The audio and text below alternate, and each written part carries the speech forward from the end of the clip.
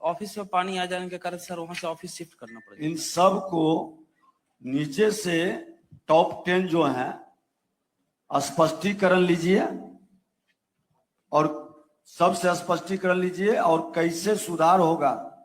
एक अवसर देंगे, नहीं करिएगा तो फिर आपको फील्ड में रहने के लायक नहीं रहने देंगे, हटा देंगे वहां से। ये अच्छी स्थिति नहीं है। और ये आज ही नहीं, फिर एक बार हम लोग यहां सबको बुलाएंगे आपको अवसर देके सुधार का, और उसके बाद फिर गहन दिन भर की समीक्षा होगी। आज भी पूरे दिन भर चलेगा ये कार्यक्रम। ये कितना आपको लगता है कि बाढ़ के कारण सिर्फ आपका विभाग प्रभावित हुआ? प्रभावित तो सारे विभाग को होना चाहिए था। सर वहाँ प्रखंड और अंचल सर दोनों रिंग बांध के बाहर गंगा नदी के तरफ है, तो पानी सर पूरे ऑफिस में। कौन है यहाँ के एडीएम डीसीएलआर? कंप्यूटर से करना, कहीं से बैठ के घर से भी कर सकता है। डीसीएलआर कौन है? आप इनकी समीक्षा नहीं कर पाते हैं। ये लोग इतने टॉप 10 बॉटम से क्यों हैं? नहीं, एक बार सेक्रेटरी साहब आप लोग समीक्षा करें। ये अच्छी स्थिति नहीं है, बताइए। एडीएम कौन है वहां के? एडीएम भागलपुर क्यों है इतने पीछे और क्यों गायब हो जाते हैं? बाढ़ से प्रभावित हो गया?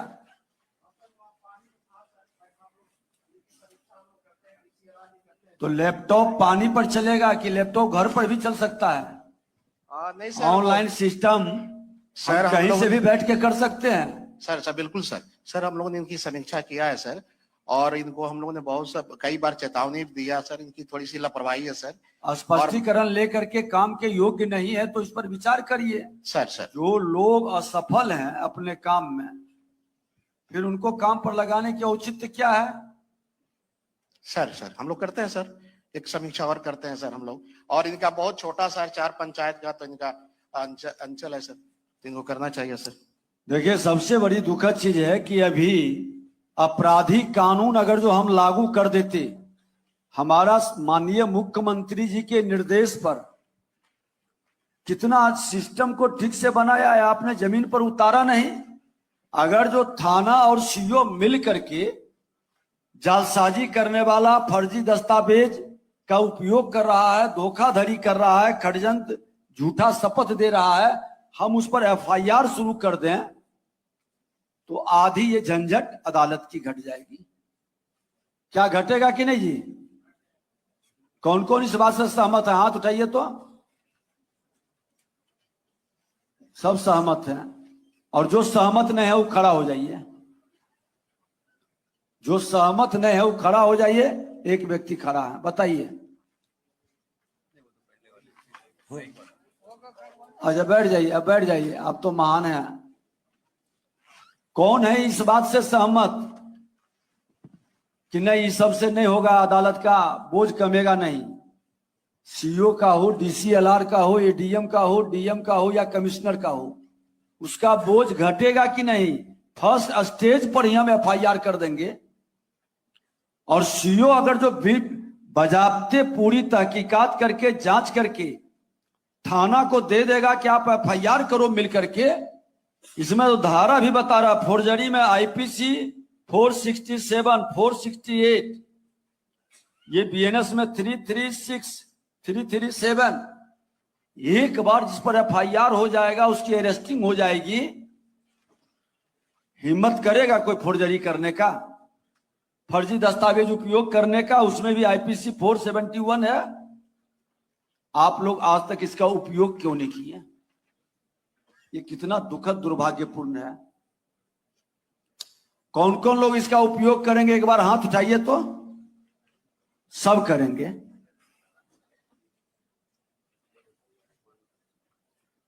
एक एक एफआईआर पर अंचल इस साल के अंदर हो जाएगा। कौन कौन इस बात से सहमत है? जरा हाथ उठाइए। हिम्मत कौन कौन जुटा सकते हैं एफआईआर करने का? एक एक एफआईआर उस फर्जी दस्तावेज जालसाजी करने वाले पर ये दिसंबर के अंदर हो जाएगा। एक आदमी हाथ उठाए, बाकी लोग कह रहे हैं हिम्मत है तो पूरा हाथ उठाओ। आधा अंदर बाहर क्या हो रहा, डर रहे हो? ठीक है, आपकी अग्नि पहले आपने क्या किया हम नहीं जानते हैं। ये 15 दिन में क्या कमाल करेंगे और धमाल करेंगे, आपकी दहशत की गूंज पूरे बिहार के अंदर गूंजनी चाहिए। और जहां दिक्कत हो सरकार आपके साथ खड़ी है, हमारा विभाग, हमारे सेक्रेटरी सब खड़े हैं, लेकिन पूरे तथ्य के साथ, ताकि आप जब एफआईआर करें तो अपराधी बच नहीं सके। दिक्कत कोई टेक्निकल समझ में हो तो डीसीएलआर और एडीएम आप इनको सपोर्ट करें। क्या आप लोग सहमत हैं इस बात से? आप लोग भी हाथ उठाइए तो। हाँ, हेलो, मैं तब तक आपको एक उदाहरण से बताता हूं। अभी हाल ही में आरा के सीओ साहब है, यहाँ मैडम से बात भी हुई मेरी। आरा भोजपुर सदर के जो सीओ है, मैडम है वहां कोई? किधर है?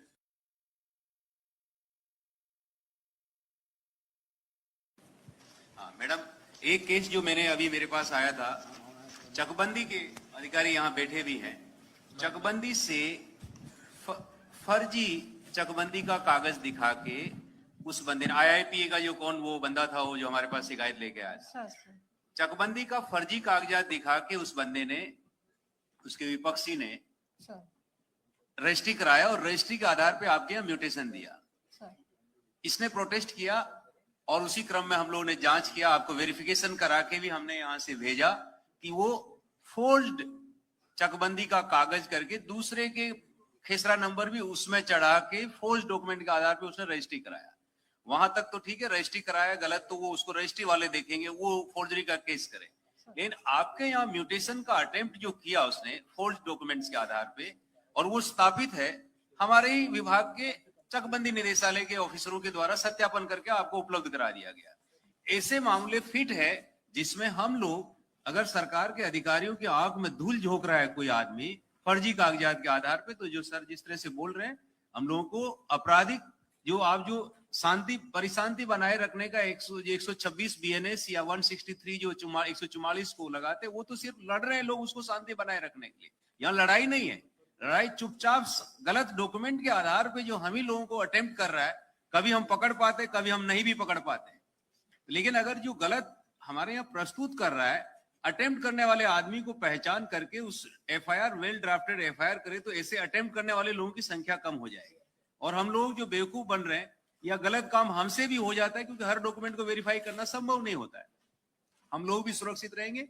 एक दो केस आप इस तरह से आइडेंटिफाई करिए, उस पर आप FIR कर सकते हैं। आपका केस फिट आपने किया सर, मैंने उस पे रोक भी दिया है, उसको रिजेक्ट रोक तो दिया, आप रिजेक्ट, हम यही करते हैं अधिकतर लोग अपना उसको, अगर गलत आदमी अटेम्प्ट कर रहा है तो हम अपना काम करके उसको छोड़ देते, वो छोड़ने से ही उसको मनोबल बढ़ रहा है। सर मैं करवा देता हूं। तो मुझे लगता है ऐसे सारे लोगों के लिए मेरा रिक्वेस्ट होगा कि आप लोग भी ऐसे एक एक केस कम से कम चिन्हित करके FIR करेंगे, तो ऐसे जो गलत प्रवृत्ति के लोग हैं वो आपके यहाँ पे गलत और फोर्स डॉक्यूमेंट के आधार पे आपके यहाँ अटेम्प्ट नहीं करेंगे।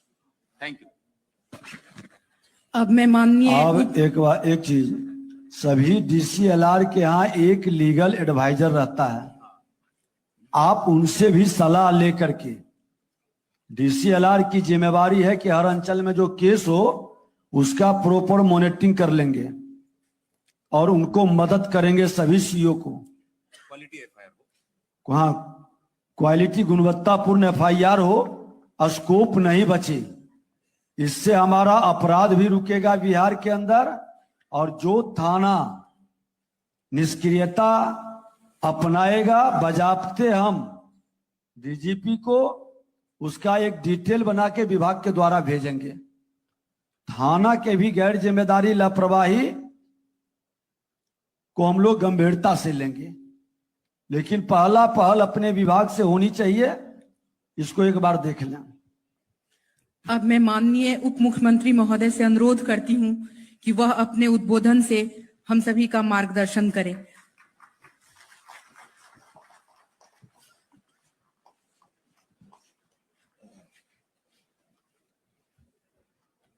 बैठ जाइए।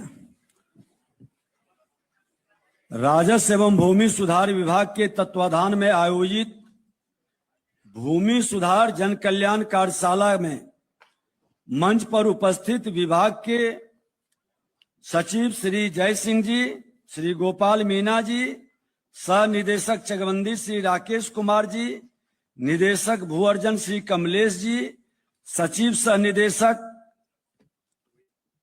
अपर सचिव श्री अरुण कुमार सिंह जी, संयुक्त सचिव महेंद्र पाल जी, विशेष कार्य पदाधिकारी सुश्री चंद्रमा अत्री जी, संयुक्त सचिव अजीब वत्सराज जी, उपनिदेशक मोना झा जी, विभाग के अन्य वरिष्ठ पदाधिकारी, राज्य के विभिन्न क्षेत्रों से यहां आए, अपर समाहर्ता, ADM, DCLR, CO, RO, press media के बंधुओं, ये कार्यशाला है, भाषण का उद्देश्य नहीं है। कार्यक्रम की रूपरेखा से स्पष्ट है कि यह अंचल से लेकर मुख्यालय तक सभी पदाधिकारियों के बीच संवाद करना और जनता से जुड़े मामलों के सम्यक समाधान की राह तलाशना है, ताकि हमारा पूरा विभाग एक टीम के रूप में एक ध्येय के साथ एकनिष्ठ होकर काम करे। और आपका जो हम देख रहे हैं उत्साह, ये निश्चित तौर पर इस विभाग का सम्मान बढ़ाने और एक परिवार के रूप में पूरी कर्तव्य निष्ठा पर बिहार के अंदर एक माहौल बेहतर बनाने का संकल्प आपके मन के अंदर है।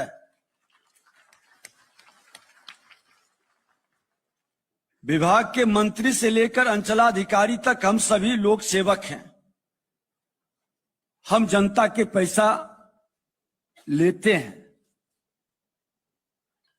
इसलिए हम सभी का लक्ष्य एक ही है और एक ही होना चाहिए, जन समस्याओं का नियम सम्मत समाधान और जनता की अपेक्षाओं को प्राथमिकता के आधार पर पूरा करना। क्या होना चाहिए ना? तो इसके लिए अभी जो हम लोग विभाग द्वारा अंचल जिलों की रैंकिंग के आधार पर मूल्यांकन किया जाएगा, अच्छी प्रगति रैंक के पदाधिकारी को पदस्थापना स्थानांतरण में जोड़कर उत्कृष्ट कार्य करने वाले, पारदर्शिता से कार्य करने वाले पदाधिकारियों को हम प्रोत्साहित करेंगे, ये बता देते हैं। और ऐसे मामले जहां आवेदन ने फर्जी कागज लगाकर आवेदन दिया है, ऐसे मामलों को अंचलाधिकारी द्वारा प्राथमिकता क्यों नहीं दर्ज की गई, ये बड़ा गंभीर विषय है। लेकिन 31 दिसंबर तक आपको हम अवसर देते हैं और हम उम्मीद करते हैं कि जब जगा तभी सवेरा। क्या जो बेहतर कर लेंगे, निश्चित तौर पर हम एक बार पुनः नए वर्ष में इसी तरह की पुनः समीक्षा दिन भर का करेंगे। विगत 24 नवंबर को आदरणीय प्रधानमंत्री जी के मार्गदर्शन और माननीय मुख्यमंत्री जी के नेतृत्व में हमें सेवा का अवसर मिला।